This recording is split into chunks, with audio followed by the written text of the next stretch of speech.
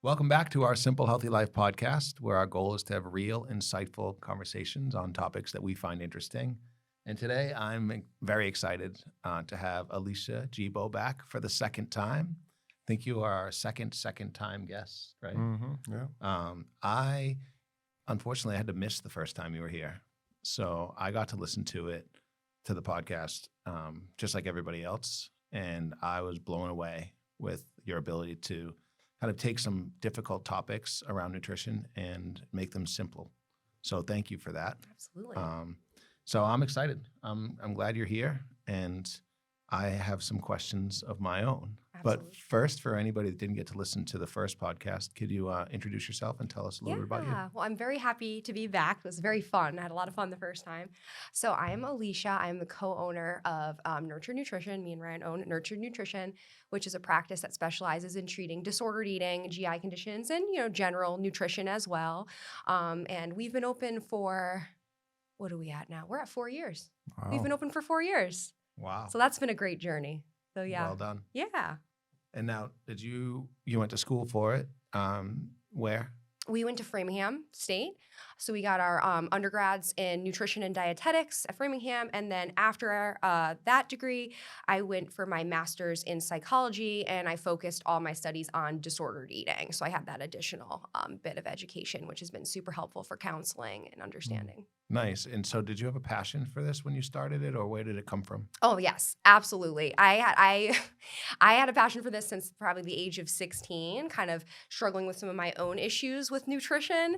And it became a big part of my life. And throughout my journey with it, it has evolved. It is completely different than it was when I started. My reasons for why this is so important to me, and being able to just help other people experience like the liberation of food freedom. Like, food doesn't need to have all these rules. And I like to help people understand that because, we live in diet culture, and it's pretty challenging sometimes. Yeah, for sure. I know last time you were on, you really explained diet culture well. And I think that if you haven't listened to that one, I forget the number. I think it's 21.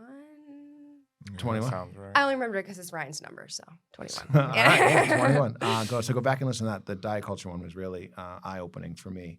But today, I think what I'd like to talk about is more like mind-body connection. And it was interesting to hear you just say, I didn't know that about your psychology degree. So, so I'm glad I'm asking the right person. Mm-hmm. So one thing that I want to talk about, and I think is a lot of people struggle with, is understanding like the difference between eating and fueling. We know, and I don't think many people get to this point very often nowadays. We know that if you don't eat for multiple days in a row, that you'll have fueling issues. But if you're constantly in this cycle, like most of us, where we have this particular way that we eat, like we skip breakfast and then we have a big dinner, or we skip breakfast and we have lunch, then we have dinner, or whatever we're doing constantly, I feel like we don't really ever take the time to listen to our bodies and say, is this the right way to eat for me, or is this just the way that I've been doing it forever? Absolutely. And that's like a big piece. And I know you mentioned we just talked about diet culture last time, but you can't really separate diet culture from this issue either, because it plays a big part in this issue, where it's kind of this idea that like, I this is how I eat. But like every day is different. Like, you do different things every day, and your body has this constant reservoir of changing information that is constantly communicating with you. And it's giving you real-time best information about what you need. And when you don't tune into that, you will have issues with fueling. You will not necessarily meet your needs, and you're more likely to engage in emotional eating or eating for other reasons besides hunger. So what are some ways that I could tune into that? So it's really kind of just, it's kind of like a mindfulness practice where you're just pausing and checking in. And I always like to go through, let's talk about hunger first, right? So we'll talk about hunger and then fullness, because both of these things are important for fueling. And the first is just really being in touch with your hunger and how your body is telling you you're hungry. And I like to kind of separate the cues into two categories. So we have early hunger cues, and then we have late hunger cues. So before I get into that, like, MJ, how do you know you're hungry? How does your body tell you you're hungry, or how do you interpret that? Nothing like This is a putting trick me on the question. spot. Sorry. So let's think. I guess what I would say is I don't get hungry very often. When I am hungry, I'll feel maybe a sense of like lethargy, like a kind of like I'm like more likely to kind of space out or not be focused. Yep. I don't feel like I very, very rarely get hungry enough where I'm like my stomach is talking to me. I guess if now that I'm really thinking about it, the way I know I'm hungry is when I start to eat. I'm eating super fast, and I'm like intentionally having like the second burrito. Like I'm having like a big meal instead of like I could have just had one. Does that make sense? You actually just hit on multiple early hunger cues. So that's actually really, really good, right? Okay. So like picking up on the lethargy, like fatigue, loss of focus, that's because your blood sugar is low. So when our blood sugar is low, our brain's not getting enough fuel, we're not able to pay attention. And that kind of happens. Another one is increased thoughts of food. So if you start thinking about food, that's usually not random. Now, that can be hijacked by emotional eating for sure and disordered eating. So that is a cue that is real. There are other factors there, but if you start thinking about food, like that's often a sign that you're hungry. That one's interesting. Just real quick, as a added subtext there, people who are highly malnourished often obsess with foods. Like they go on Pinterest and they look at recipes. They watch a lot of cooking videos. It's a sign that, hey, like your brain's saying, hey, you should probably think about food because you're malnourished. Yeah, that makes so much sense. And for me, it's actually not the amount of food I'm thinking, not how often I'm thinking about the food. It's I start thinking about all of the foods. I'm like, oh, I could eat this, or I could eat that, or I could eat this. Yeah. So, yeah, that's definitely me in a nutshell. If I do a 24-hour fast or something like that, I would say I'll think about, like, usually I have it planned out because I know that that's what works best for me. But if I don't, I'm like, oh, I could have this for dinner tonight or this for dinner tonight. Yeah, that makes good sense. the hunger you get, the more likely you are to overeat. So I like to call that slingshot hunger. So if you go too down on this tool that we use, the hunger scale, me and Ryan use this tool with our clients where you kind of rate how hungry you are. It's a tool, a very tangible, helpful tool to help you start connecting with your body. And when you get too low in the lower numbers, you will slingshot into the higher numbers. So you noticing that you're more likely to eat a larger volume, that means that you got too hungry. But the other cues that you mentioned, the loss of focus, the lethargy, those are early cues. So those are the cues we want to respond to. When we get loss of focus, lethargy, more of an empty feeling, not a pain typically in our stomach, but like an empty stomach feeling, and the increased thoughts of food. Those are kind of our early cues. When we notice them, we want to go, time to eat. We can keep our hormonal profile as good as possible if we eat at that time. If we get too hungry, and then there's a whole list of more intense, our late hunger cues, that's what leads generally to overeating. Wow. Okay. So I found that when I eat breakfast, that I do feel my hunger cues better throughout the day. Correct. That's yeah? Yes, because Okay. you're coming off an overnight fast and you're engaging with your hunger, right? So when you come off an overnight fast, there's different things happening and you're not as connected to your hunger. But when you do eat, you kind of reset this ability to be like, I've eaten, your body gets the glucose, it gets the energy, it digests, and then it tells you I'm hungry again in a very like predictable way. So when I have clients because I do have clients too who will undereat not for disordered reasons, but are just low level interested in food. And that is a thing, by the way. There's a lot of people who just are not very interested in food and have trouble nourishing themselves. But if they don't eat breakfast, they like cannot get themselves to eat throughout the day. They don't feel hungry. They'll end up dizzy and nauseous and feel really sick. But that breakfast meal, it really does help you connect more fully with your body through the rest of the day. That makes good sense. Yeah, and there's a distinction too. Like sometimes people will say, well, Ryan, when I eat breakfast, now I'm just hungrier through the day. And I think the distinction is that you're not hormonally hungrier through the day. You're actually just, the call is not coming through a little bit more clear. So you still have the same presence of hunger hormone, essentially, but you're just able to hear it better. And so as opposed to someone who is like, doing like a long fast or something, eventually like the signal of those hormones kind of loses its power. And so you can't really hear it, but that doesn't necessarily mean that it's not subtly, subconsciously impacting you. And this is why 95% of overeating, if not more, or binging is related to undereating throughout the days, because you may not feel those hunger cues super clear, but it's still impacting you. And then you get home at night, everything is kind of calm, and you finally have, access to food, and then you find yourself overeating because those hunger hormones have really built up. Exactly. And those hunger hormones too, like I always like to mention, I know you've talked about ghrelin on the podcast in the past, but one of the issues with people who are dieting is they're under eating chronically. And so they have higher levels of ghrelin floating around in their body. And this makes them feel more hungry and makes them more likely to overeat. But even if they resist those impulses, when you have higher levels of ghrelin floating around in your body because you're too hungry, when you do eat, instead of your body taking all that food and going, let me utilize this for energy, let me turn it into glycogen, let me, break down the ATP, let me use this, it goes, oh, we're not being fed. Let me store more of this as fat and use some of this. So you end up with increased fat storage when you undereat chronically. That makes total sense to me. So what would you say? I guess I have two questions. I'll try to ask them one at a time because that would make more sense for the podcast. Someone like me, all right, this is my own inner workings. I absolutely enjoy dinner. I enjoy cooking it. I enjoy making it. I enjoy sitting down. I enjoy dinner for me kind of signifies the end of my day. But then when I sit down and I eat it, I am enjoying the act of eating it. So I know I will eat. If I'm hungry, if I eat breakfast and I eat lunch and I feel good, I'll eat a big dinner.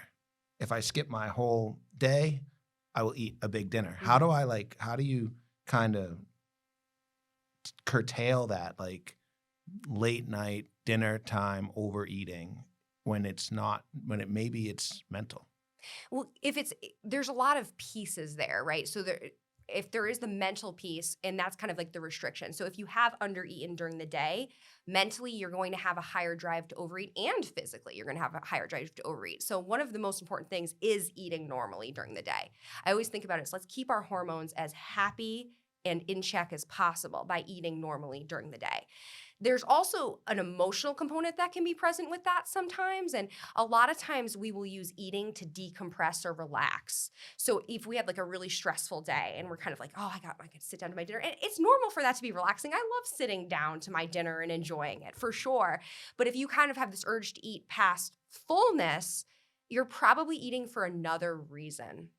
And that's a different thing. And that's something we can talk about too, is kind of how do we distinguish between physical and emotional hunger, because they do present slightly differently, although they can feel extremely similar. Yeah, let's talk about that. Yeah, for sure. I'm ready. Yes. So emotional hunger, I like to call it lightning bolt hunger. So it will be bam, I'm hungry. How regular hunger will creep up on you? As you go, I'm kind of hungry. Oh, I'm hungry now. Lightning bolt hunger slaps you in the face. I'm hungry, right? So it's a very abrupt type of call. It's also typically present with some type of emotional compulsiveness or anxiety. I often ask my clients to pay attention what you feel in your chest and in your throat, to pay attention to kind of these parts of your body, because oftentimes emotional hunger will present with some type of emotional tightness, because it's you looking for soothing in a different way. So that's another thing to check for. Also, sometimes when it comes to emotional hunger, it can be very specific of I'm looking for this thing, I want chocolate, right? Where if you're actually hungry, you will be open to eating a variety of foods. If you have one specific calling, it's more likely to be emotional. And then the last thing that we kind of use to check, I always use this one last, because of course every day is a little bit different, but the amount of time it's been since you've eaten last. If you've just eaten a good size, a dinner that you would normally eat, and 30 minutes later, you get slapped with hunger, well, it's probably emotional, right? But if it's been 2, 3, 4 hours, then you can be oh, well, it's actually been 3 hours. I have some of these other cues. Let me try eating and see what happens. And how we really suss this out and get rid of emotional eating, or I don't want to say get rid of it because it has its purposes, but reduce it from being your default, is you have to be willing to do experiments where you go, okay, I think I might be hungry. I'm not quite sure. let me try eating something and see what happens. And if cues resolve and you feel and those things kind of go away, you know it was hunger, but if you still have this persistent urge to eat past that, it was emotional. Wow, you said one thing there that really resonated with me, and you said at the beginning where when you are physically hungry, you'll start to think about food, and specifically for me, I think about all the foods that I could eat this or that, or this would be good or that. But when I'm emotionally hungry, I'm in on the chocolate. Yeah. I'm in on the dessert. I'm in on the cookies. I'm like, no, I just want a bag of chips, or I just want this. I don't really care to make myself food, which I would be doing if I was physically hungry. Yes. That's maybe a good lesson for everybody out there. Yeah, it's often very specific. And the reason why it's chocolate or chips is, I know, Ryan, you take that one, because I know that you talk about that a lot with like kind of the fat and sugar elements. Sure. Yeah. Well, yeah, those things are, highly pleasurable, right? And so, we've talked about on the podcast, and I often bring up that, we have a couple different reasons why we eat, and none of them are wrong, right? Like, we eat for fuel, we eat for satisfaction, we eat for cultural reasons, social reasons, spiritual reasons, like the cracker at church kind of thing. You're not hungry when they give you the cracker, right? But nonetheless, like, one of those reasons is satisfaction, and it really is important for someone and to balance this satisfaction oriented kind of like food drive. It's very, very important. It's something that's very natural, but it easily gets to this place of being a little sketchy, a little in excess, I guess I would say. But as is true with anything pleasurable, anything pleasurable runs the risk of being in excess. Alcohol is a great example. Plenty of people navigate alcohol just fine, right? You go out, you have a couple of drinks with friends, and it's not a problem, right? But it starts to become a problem for people when it's used in excess, when it's used for reasons habitually in regards to coping. So you're having you have a stressful work day, you go home and you have a drink, not a big problem. Like, you're kind of decompressing a little bit, and that's okay. But is it okay if it actually becomes every day? If that becomes twice a week, then 3 times a week, then 4 times a week, and then every time you're feeling stressed, this is what you do. And obviously the answer is no, but the same thing is true with food, is that food is very powerful, maybe not drug-like, and this is an important distinction, it's not drug-like. We get this like, dopaminergic response, but it's nowhere near like, meth or something, right? And so it's easier to manage, and that's the distinction. People, will call it like food addiction. It's not food addiction because it's not a drug. It doesn't have the same, 1,000% increase in dopamine that like meth would. And so, just being really careful about that.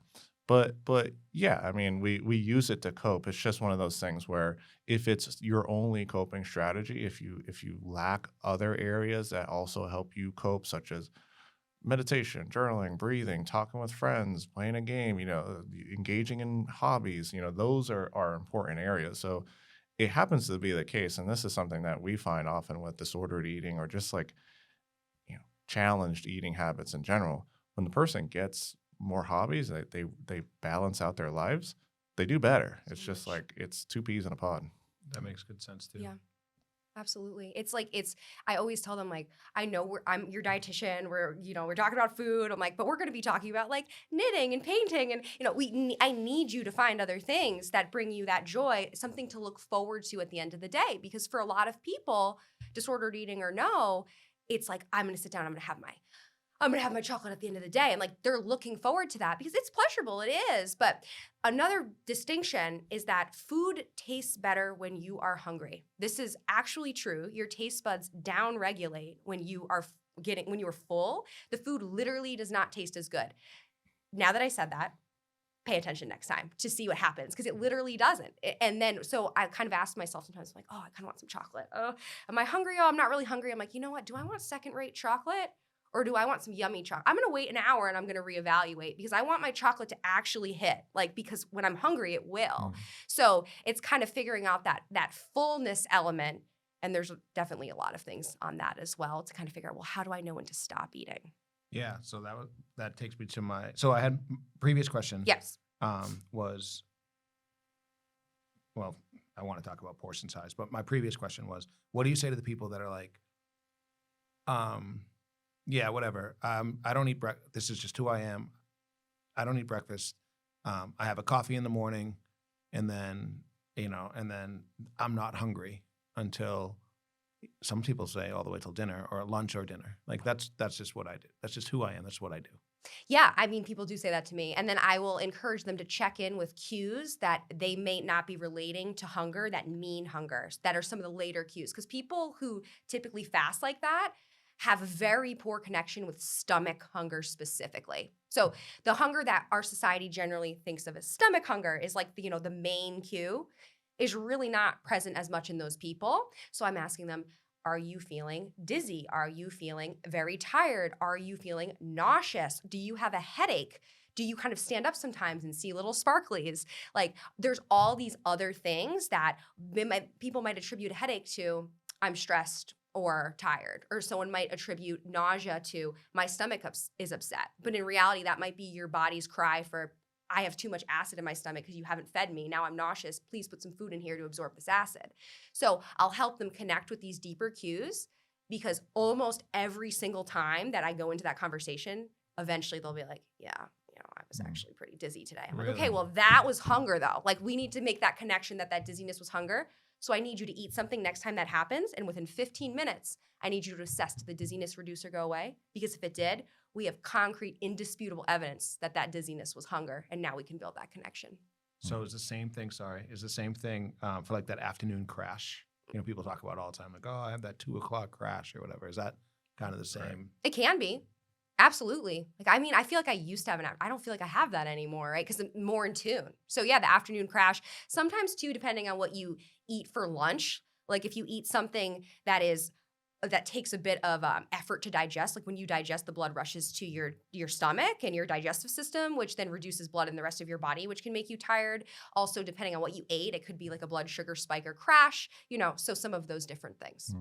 Another good point to that piece of the puzzle is that a lot of that stomachy hunger is oriented to protein. So, we feel that in response to ghrelin, the major hunger hormone, which is stimulated when we don't have enough amino acids in the GI tract. And so that actually releases from the stomach and then communicates up to the brain. So, someone could be eating plenty of protein, getting in enough for their needs, but not necessarily eating enough glucose to promote carbohydrates to promote like adequate focus and learning and attunement. And this is actually, and it's not a theory either. It's like we know that neurons are attuned to glucose, and when blood sugar is below what your normal may be, your normal kind of like homeostasis, you're going to feel lack of focus. You're going to have lacking of cognitive clarity, and you're not going to be able to put in the same amount of effort that you normally would. And there's plenty of studies that show this. They have people,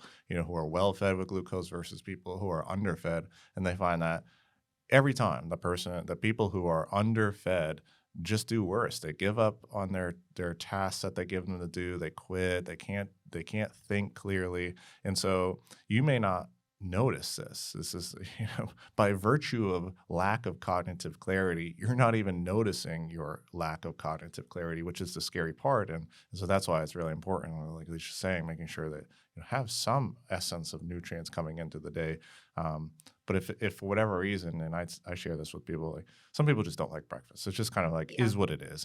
But just try to notice. And if there are signs that you're getting, hey, I'm irritable, or I can't focus, or there's little sparklies or whatever, that's your cue, and you're ignoring it. The irritable one's big too. I missed that. Thank you for mentioning that. Mood changes are huge. Hangry is real. Like, I mean, I know it's like, oh, hangry. That's like legit. Like irritability is a huge hunger cue. And that is one that people do notice. So it's just like helping people make that connection. And I have yet to run into somebody who does that, not eating all day, when I ask them those questions, maybe a couple times. Sometimes they're like, no, it's really like this. And I'll ask them, I'm like, okay, you're dizzy. We know what this means, And so nobody doesn't experience these cues when they go a long time without eating. They just might not know what their body is telling them. Sure. And I think that in the same way that it takes time to learn about your body, the longer you go without learning about it, the better you are at avoiding knowing about it. Mm-hmm. that's for sure. Yeah, they're just like, oh, I'm just a sick person. I'm like, but that it doesn't have to. We can try some different things. It doesn't have to be that way. You're not going to always feel run down and sick if we nourish differently. So thank you. Now I'm interested in portion size. So, I mean, I don't really eat off of a box very often, but like usually when I do, it's because it's a snack that I'm overeating. But like those portion sizes, like, how do you tell me what we should do about portion sizes? Not just our own portion sizes, but like in relationship to like what the box says or what the people say. For sure. So that question is a hard question to answer because it's extremely variable across people. Like, so this is one of those things where we have to do kind of some experiments with to kind of find what portions work for you and also in what situations. So that's why that hunger scale that we use. So instead of kind of being like, we're going to eat a cup of XYZ at each meal, kind of checking in. What is the hunger scale? The hunger scale. Oh, yes. So the hunger scale is basically a tool that it's 10 numbers. It goes from 1 to 10. 1 is you are absolutely starving. You would eat anything. 10 is you're so full that you can't fit another bite of food. I always say we never want to be a 1 or a 10. Those are horrible. Both of them are horrible.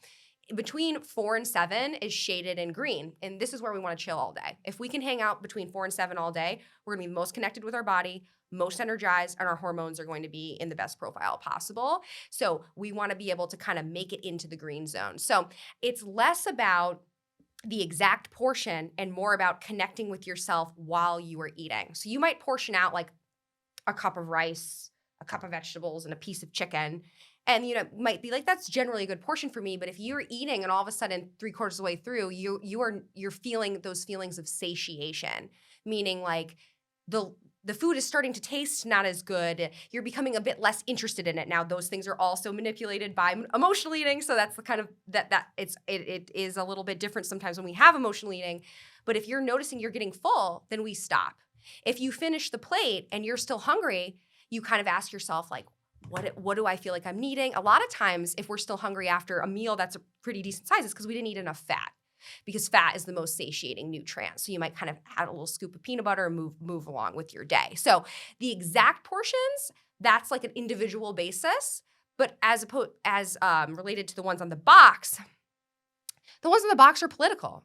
They want the back to look as good as possible. So they pick a portion that, I'm not going to eat 9 crisps. Like, that's ridiculous, So Thank you. you. Yeah. Right, so don't feel like those portions, they're not based in much, right? You have to feel it out for yourself, what works for you, and also be aware that how many crisps I eat on Monday could be very different from how many I eat on Thursday, depending on hundreds of factors.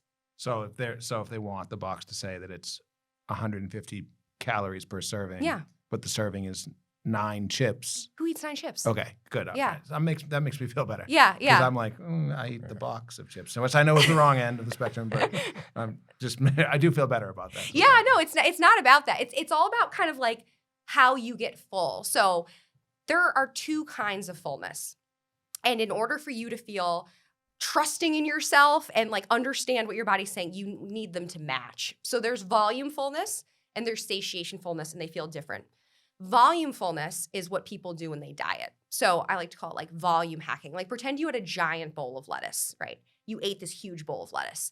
You would end with your stomach physically stretched because it's taking up a lot of space, but it doesn't feel right because like you didn't have nutrients. It's just lettuce. Like it's not satiating. So there's that volume fullness, which is like my stomach is stretched. I can tell I'm full. And then there's satiation fullness, which comes more from nutrient density of mostly fats and proteins.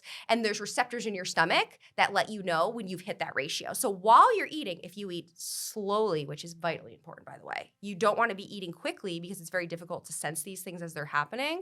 If you're eating slowly, there will get to a point where you're like, I'm filling up, I'm kind of full. I could eat more, but I don't think it would feel physically good in my body, so I'm going to practice stopping here. And that's when that volume and satiation are more matched, which is why volume hacking and eating a lot of low-calorie foods leads to absolute madness in your mental and physical state. That makes sense. On the pacing note, too, and it is the case, and this is also really important, it is the case that when someone eats in a window of 25 to 30 minutes, that they actually emit higher quantities of the satiation hormones, GLP-1 and PYY. Those two hormones are double in concentration, in fact, comparatively to someone who eats maybe in a shorter time window, such as 5 minutes. And so, when people really have a hard time gauging fullness, well, it's because they're just eating too fast. You eat within 5 minutes, your body has no time to, one, recognize that it's gotten in protein or fat, and two, release the hunger hormone, the satiation hormones that is required to communicate fullness to our brains. Absolutely. It's a tough thing too, because it's mostly learned. I'm hearing you on one of the different podcasts saying like eating quickly because you had a very large family. That's like an innate thing that we learn. So a lot of us have that. And I remember I used to struggle with this a lot, like eating really quickly. And I found that when I ate slower, I actually had significantly less acid reflux and my GI system improved a lot, which is one thing, but also it was easier to tell when I'm full. So what I tell people is, I want you to practice slowing down. And the way we do this is we take a bite, we put down said utensil or food down out of your hand. I saw your eyes. You have to put it down. Then you chew it and swallow it before you pick it back up. This will be very annoying. This will be very challenging. You will forget many times. I will drink a lot of wine. Yeah. I would wait. Yeah. You get used to it though. At first it's annoying. It is. I never tell people like you're going to have fun doing this at first. Eventually you will. And eventually it becomes second nature. And once you do that, you don't have to think about it anymore. It's much easier for your body to just be like, well, I'm full. Oh, okay, whatever, I'm full. And it's easy. So you want to practice putting the utensil down between bites, but don't get critical of yourself when you forget, because you will forget many times until it's a habit. Sure.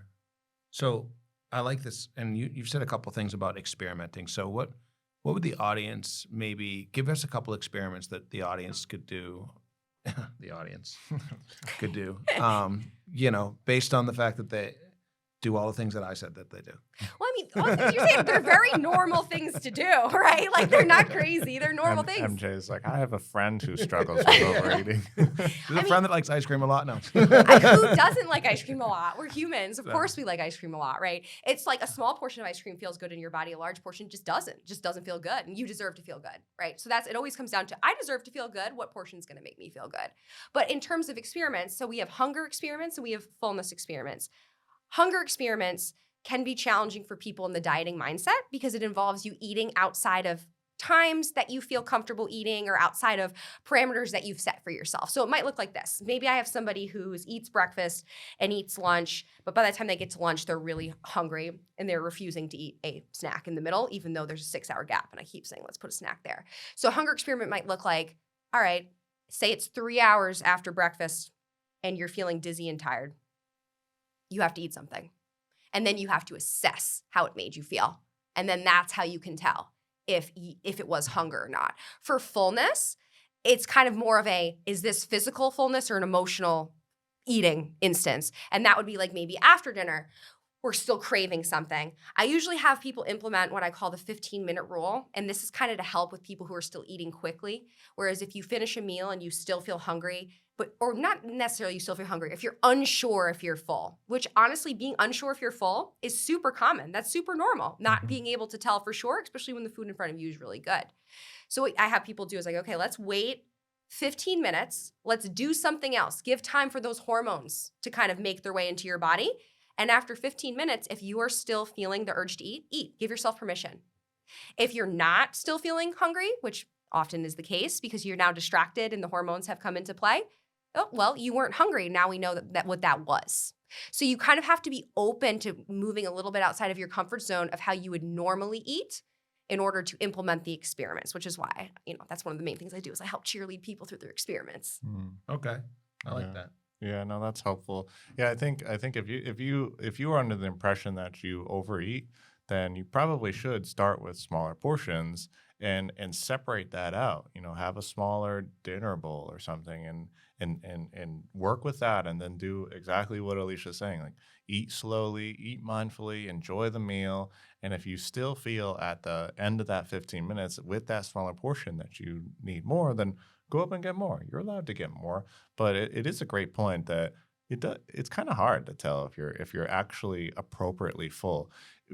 9, 10, fullness scale, like you're very full, that slaps you in the face too. And this is where a lot of people just are so accustomed to eating so much that, oh, I'm full when I feel that like pressure sensation very overtly, but you're kind of already beyond fullness at that point. You've already overeaten because you did that in 15 minutes and you hadn't even allowed hormonal hunger to catch up. So you've already overeaten at that point. So a good experiment is starting with the smaller portion. It might seem like a really small portion to you based on how you typically eat, but then just feel it out afterwards. You're allowed to go up and get more. That's okay.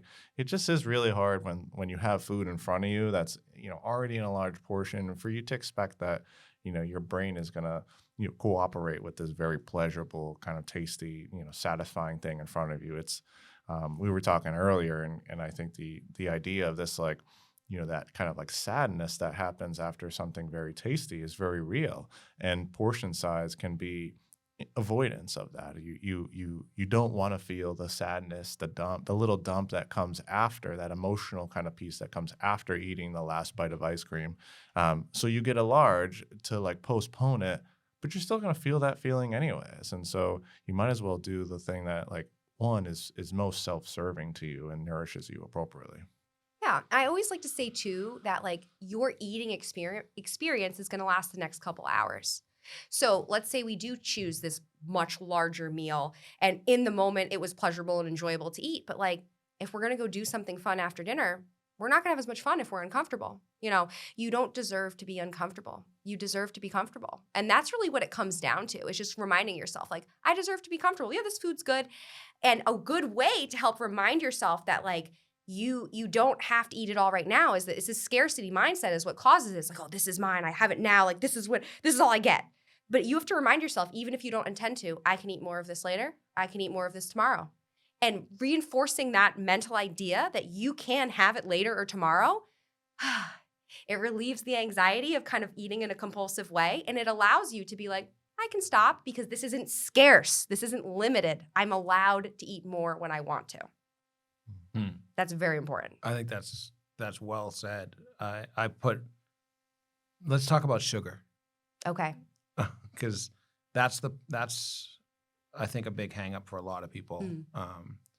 Those people out there. those friends of mine. The people. Those people that I am asking questions for. But let's talk about sugar. And, what is it? Why does it make us feel a certain way? Like, why does it feel like you can talk about fats and carbs and proteins and lettuce and chicken and ribs and all the good food, but for some reason sugar seems to be in this like own category for people out there? Sugar is it has a little bit more of that. It's not addictive, but it has a little bit more of that. Like, I want more of that. Like, I don't know for sure, but I feel like it releases more dopamine. I know carbohydrates do. So sugar releases more dopamine. So it's a little bit more like, ooh, I want some of that. It's all about moderation though. If you remove sugar, like long term, you are setting yourself up for one day where you go out and eat all the sugar and feel absolutely terrible. So it's all about, again, like, I don't deserve to be uncomfortable. So like, what happens if you eat a couple gummies? That's fine. If you eat a whole bag of gummies, you're going to be nauseous. You're going to feel bad, So it's kind of like reminding yourself that it has a little bit more of a pull to it, but you want to always be assessing, how did this food I just ate make me feel, and put that into this mental database that you have.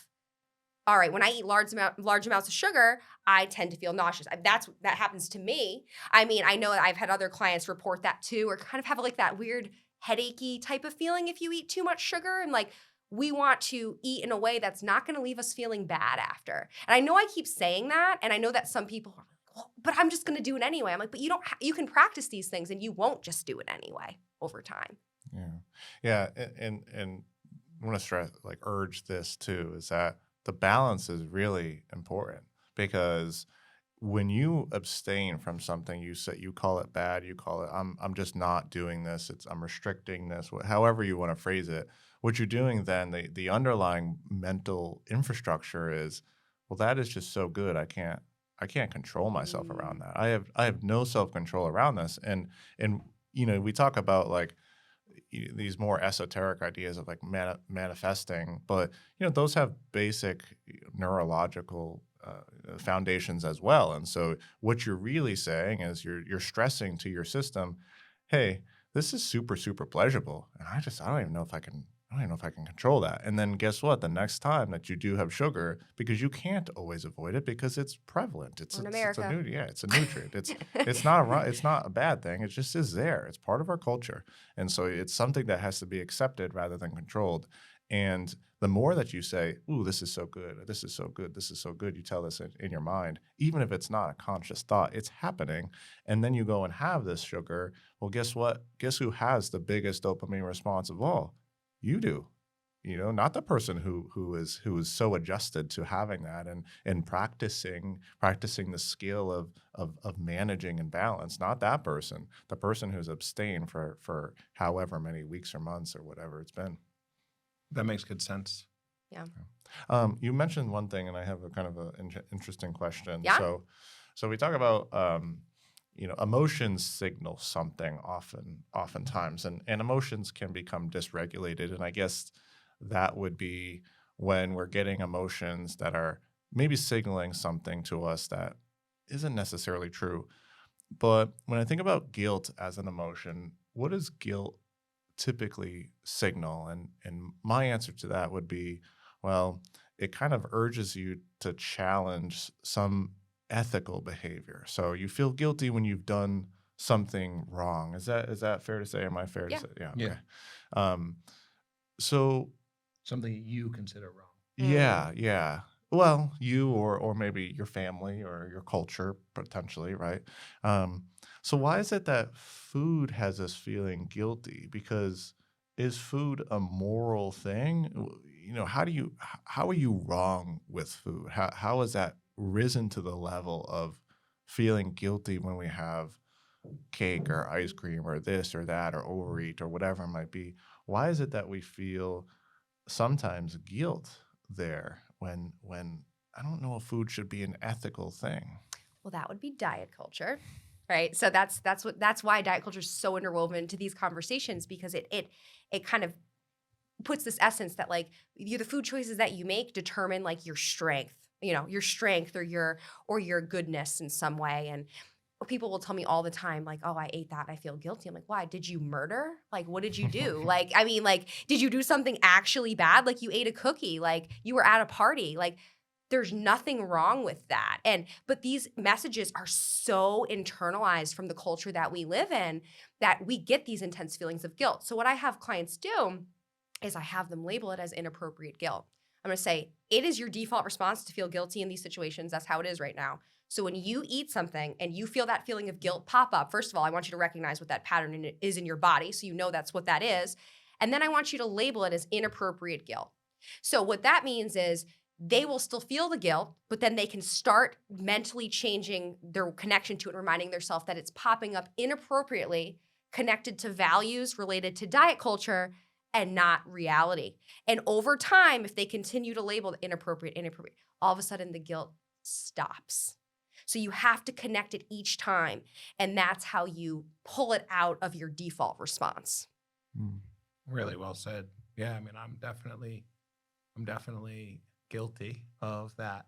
I know that I do that, and I know it sounds like a lot of people do. Most people do. Because I see people who don't have eating disorders, and they will tell me all the time, like, oh, I know that's bad. I'm like, it's not bad. Like when people are telling me things about, they will preface it with it was bad before they did it. And I'm like, that's not bad. Like, you can't do something bad with your eating. You can eat in a way that makes you not feel good, but you're not actively doing something bad that you should feel guilty about. You'd be very surprised. Obviously, Alysha, you wouldn't be, but you would be very surprised the amount of shame brought into 90% of our sessions. We're talking about food, and on surface level, you think, why is that so emotional?